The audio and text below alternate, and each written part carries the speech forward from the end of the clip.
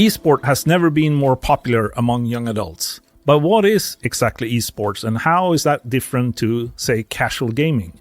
I was very curious to learn more about how esport is evolving and how it's maturing. My name is Jonas Strandell and this is The Clean Feed, a podcast about how we can make the internet a safer place. I am very pleased to welcome a guest who lives and breathes esports. He is the editor-in-chief at Fragbite, one of Sweden's biggest esports companies. Welcome, Daniel Sandström. Thank you very much. All right.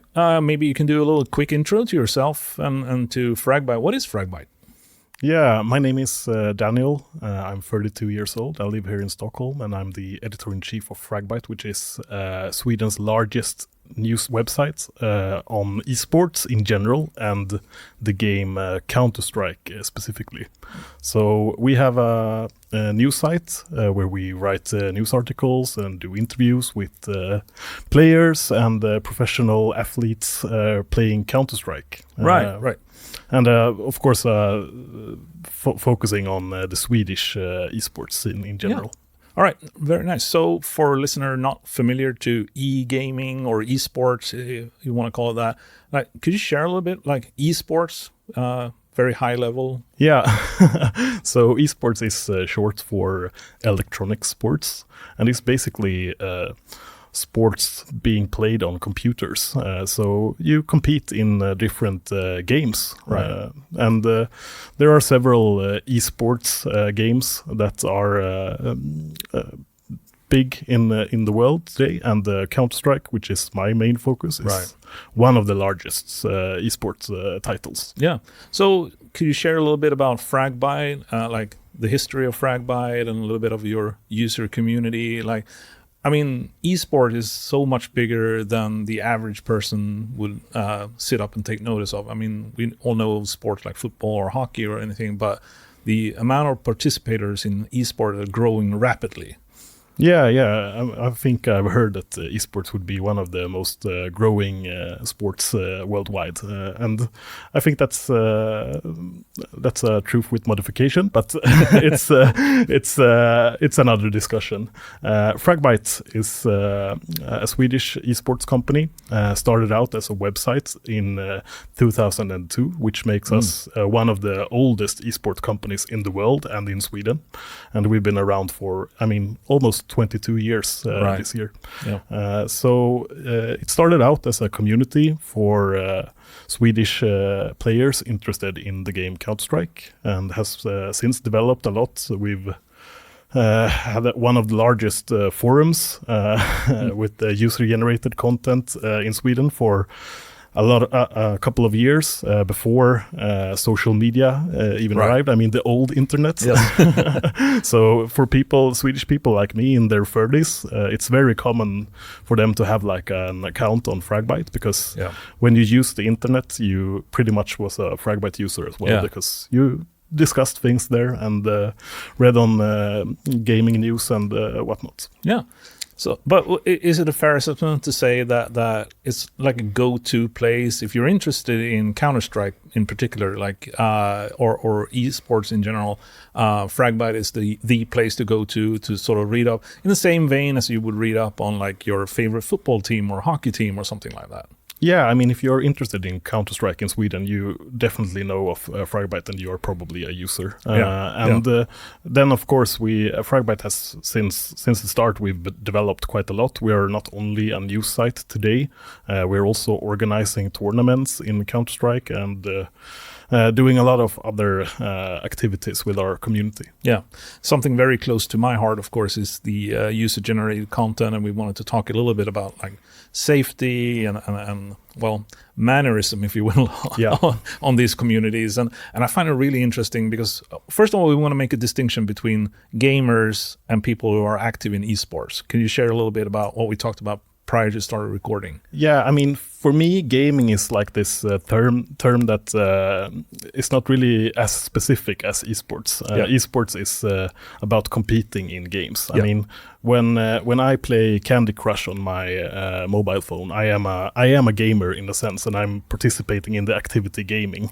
But I am not competing in it. I'm not in it to improve and become the best in the world. But esports is more about the competitive focus, and especially I would say competing in games that have a competitive scene where players face each other and compete for prize money or glory.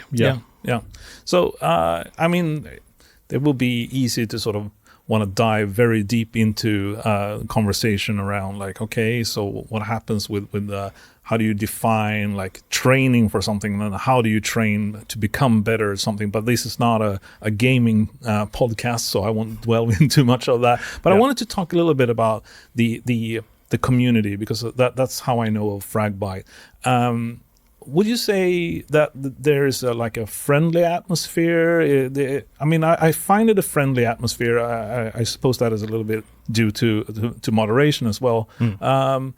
The general gamer or the person interested in esports, who is he or she? I mean, it could be pretty much anyone. At Fragbite, we have actually quite an old target group, older than people would expect, I think. I mean, when people talk about esports today, they imagine kids, right? But our main target audience is a bit older than that. I mean, 18 to 35-year-olds, mainly men, but there are also a lot of women watching and participating in esports as well. How do you think... I mean, it's not an easy question to answer, but how would we go about making more young girls and women interested in esports? I mean, being a casual gamer is one thing, like you can play casually, but like actually like training to become more involved in esports. Oh, it's a really hard question, I would say, and I'm not sure if I am the best person to answer that. I'm not sure if I am qualified to answer that, but from my perspective, I think representation, of course, is a very important thing, and also like creating opportunities for women to compete, both with other women, but also with men in mixed teams. I've seen there has been traditionally not very many mixed teams, but I've seen it starting to change quite a lot, and women are more likely today to play with a mixed team than before, which is something I think is good. Yeah, and I think just to finish off of what you're saying is that esports is definitely a sport where like your whatever physical advantages you might have being stronger or faster, you're actually competing on very equal terms, right? Definitely, and we have seen some super amazing female gamers out there smashing male players for years as well. So So I wanted to go back because we have outlined somewhat of a like script or at least questions that I do really want to answer, and I wanted to ask this for sure. And like the community that as a whole, like not just Fragbite, but like the esport community, like. How have you seen that evolve, and especially regarding like safety concerns that you might have, and how people are towards each other? So me being in my early 30s, I grew up with the somewhat early internet, I guess, and esports is something that has been developed ever since, I would say. And in the start, in the early years of esports, I would say it was a pretty harsh environment, generally speaking. I mean, a lot of younger men participating in communities where there were no moderation or no clear rules on what was allowed or not. So from that time, I would say it was a bit more wild, and I think a bit harsher in general as well. But with that said, also, of course, a lot of great communities has come from that time as well, and I think Fragbite is a great example of that as well. But as time has gone, I think social media has become more of a the focal point for discussions and communities to be in and discuss in and whatnot. And today, I think the esports scene is pretty much like any other community on the internet. And a lot it has matured, right? Yeah, it has matured, but it's also mainly being run on social media, like these super big sites like Twitter, Instagram, TikTok, and of course Twitch and YouTube as well. So, I mean, from the early days, I would say we had more of like a closed communities on separate websites, but today I would say an esports fan is participating in all social media communities as well. Yeah, now, I think you're absolutely touching on something that is relevant, and I can't help but think, like, if you go on YouTube or Twitch or TikTok even, and you look at clips for, let's say, Counter-Strike, something you're very familiar with. Yeah. Let's just say that if you want to learn about how cursing is done properly, these are the places to go. Would you say? I mean, you can probably just say that that's not how esports are being handled when people are competing against each other. We can rebuke that right now. Yeah, but it's kind of a very, very harsh environment when you look at how teams are even talking amongst each other. I mean, maybe in some sense, I would say that especially in teams where you have younger players, maybe not acting as they would have acted if they were in physical presence with their teammates or opponents. I think that is probably the main factor, which is not just. I mean, esports is being played digitally, and that means you don't have to physically meet your opponents or your teammates, which means that there's maybe like a gap between what you would do if you met them. The old familiar, like, behave as if you were actually facing someone that you're actually talking to. Exactly, and I think that's something that the esports scene, of course, has been affected by. Yeah. But is it that because whenever I see something from esports scenes, it's usually like with an actual live crowd and teams actually playing each other. But does it happen that it's actually digital, like just someone being remote from each other as well? I mean, if you go to a physical esports event, I think you would be amazed on how extremely friendly and welcoming atmosphere there is. I think, for example, DreamHack, which is one of the larger gaming festivals in Sweden and worldwide, they rarely have incidents involving violence on their events, which I think is it's telling on how the esports scene is actually quite friendly when we meet up with each other. A lot of big words and not as much when we actually meet each other. Yeah, but I think that's a symptom of just that physical presence, right. You know. Yeah.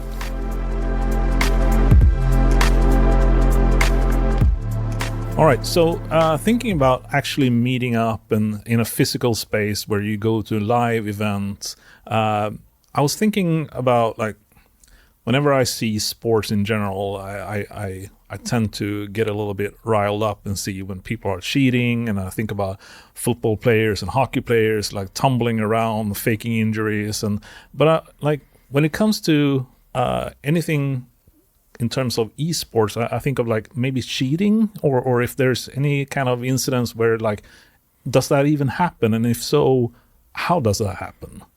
Yeah. Of course, cheating is one of the biggest issues with the esports scene today. I think it's one of the largest challenges for esports organizers as well, for tournament organizers to handle, because cheating, you know, it becomes a problem for the competitive integrity if you have a team or a player that is using unlawful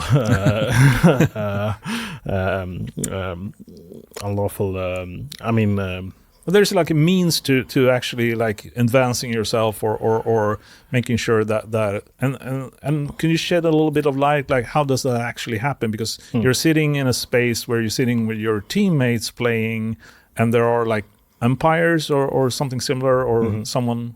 Well, I think the most common way to cheat in an esports environment would be to use software, a cheating software that you activate to like hack the game that you are playing and to make the game appear in a way that it wasn't supposed to be seen. Yeah. For example, in Counter-Strike, we have this very famous cheating software called the wall hack, where a player can see through walls, which gives them an unfair advantage because they can see where their enemies are on the map. And that, of course, is not allowed in a competitive environment because, obviously not. But it's the equivalent of someone tampering with an engine or something in a race car or something similar. Yeah, definitely. That would be a good example of. What would be not allowed in a physical sport? So if we're just looking ahead, looking to the future, and I mean, what would you say? First of all, like, what is the difference? The biggest difference between like a really good gamer? So let's say that you meet someone that is 13, 14, 15, shouldn't be playing Counter-Strike, by the way, but they are. And they have amazing eye-hand coordination, right? And reaction and all that. What would you say is the difference between being really, really good and being like a professional esport performer?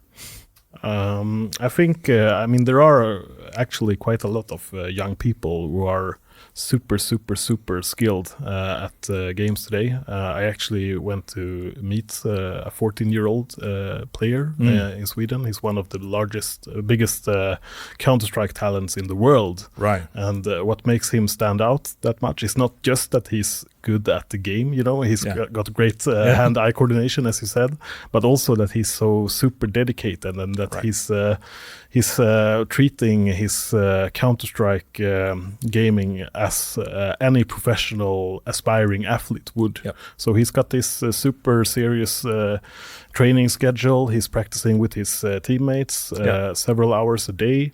And he's also engaging in physical activity to keep his body sharp and mind sharp. So I think the mentality, I would say, is for to be a professional gamer, you need to have a mentality that is somewhat similar to a professional athlete.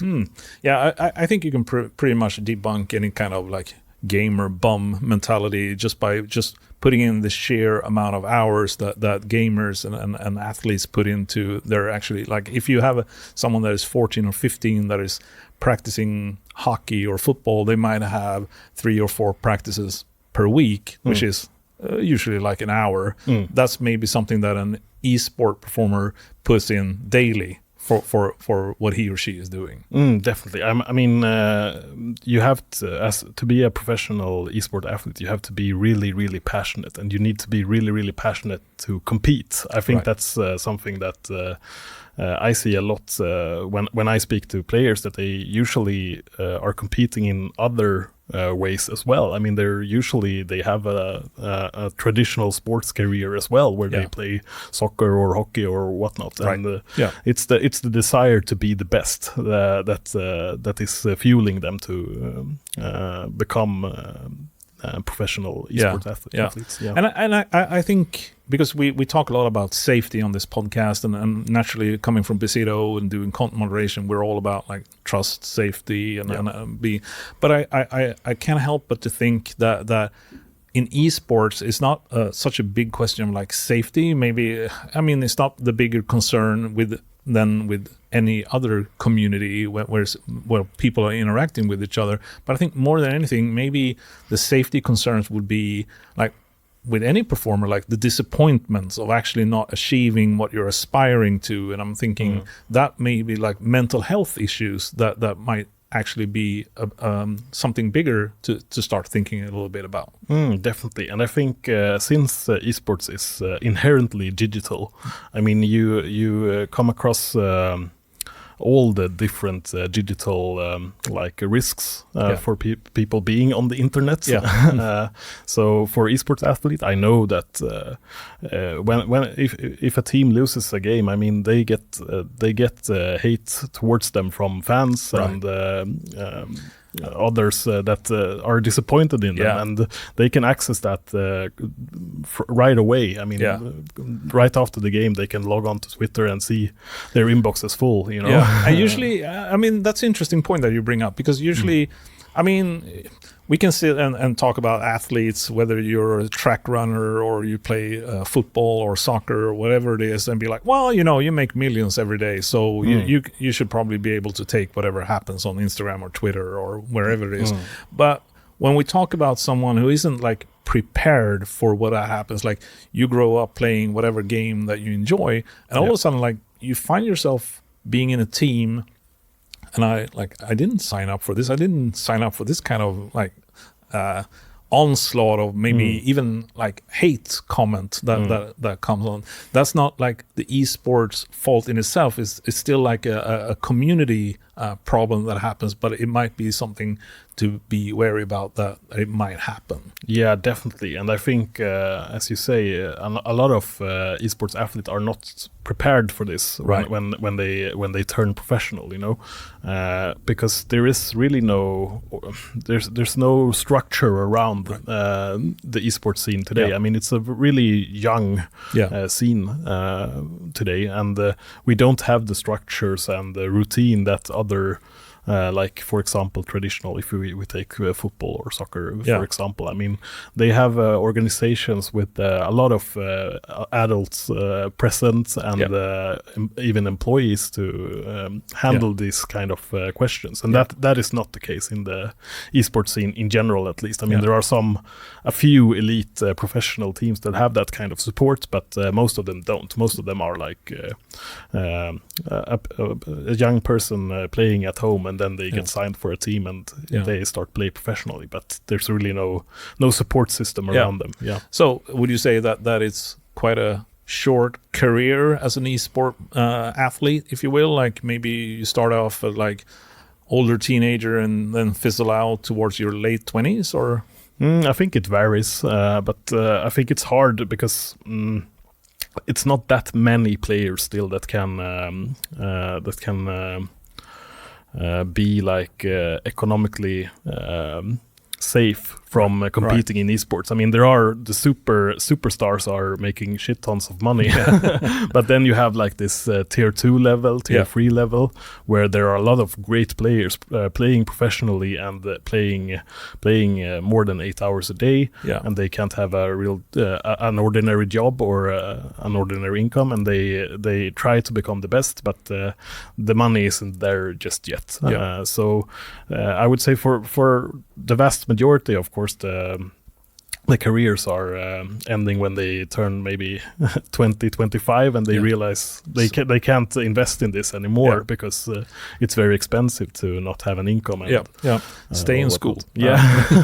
I mean, I think a lot of Swedish players need to realize that as well. That, it's very, very hard to become a professional esports athlete and earn that kind of income. Yeah, but just wrapping up before we finish this conversation, would you say, like, for Fragbite and esports in general, like, what do you see on the horizon for 2024, 2025? What are you most excited about for esports?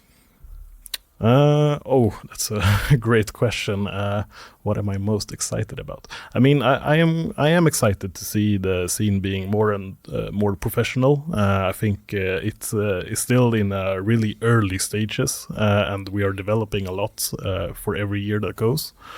For me personally, I am very, very excited about the Counter-Strike scene in 2025 because the game developer Valve has made some changes to the competitive scene, which makes the competitive scene even more diverse and more exciting than ever before. So I'm looking forward to that. All right, thank you so much, Daniel. So if anyone want to find out more about Fragbite and esports, can you share a little bit, like, where can they find you and Fragbite? Yeah, they can find us on fragbite.se. It's a Swedish site, so probably mostly interesting for our Swedish audience. But I am at Twitter, and I'm also writing mainly in Swedish, but my Twitter handle is Sandström.